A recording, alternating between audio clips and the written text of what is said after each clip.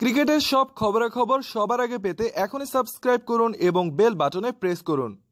2019 England বিশ্বকাপের জন্য বাংলাদেশের 30 সদস্যের স্কোয়াড এরই মধ্যে নির্বাচন করেছে বাংলাদেশ ক্রিকেট বোর্ড বিসিবি। অনেকের ধারণা সেই তালিকায় আছেন ইমরুল কায়েস, তবে বাস্তবে তা নাও হতে পারে। 30 সদস্যের প্রাথমিক স্কোয়াড থেকে বাংলাদেশ ঘোষণা করবে 15 সদস্যের চূড়ান্ত স্কোয়াড, যেখানে ইমরুল কায়েসের জায়গা পাওয়ার সম্ভাবনা কম, এমনটাই ইঙ্গিত দিয়েছেন বিসিবি সভাপতি নাজমুল হাসান পাপন।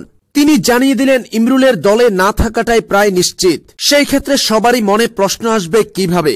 এ প্রসঙ্গে বিসিবি সভাপতি নাজমুল হাসান পাপন বলেন, বিশ্বকাপে বাংলাদেশের ওপেনিংয়ে তো তামিম ইকবাল আছে, তার সঙ্গে লিটন বা সৌম্য থাকা নিশ্চিত।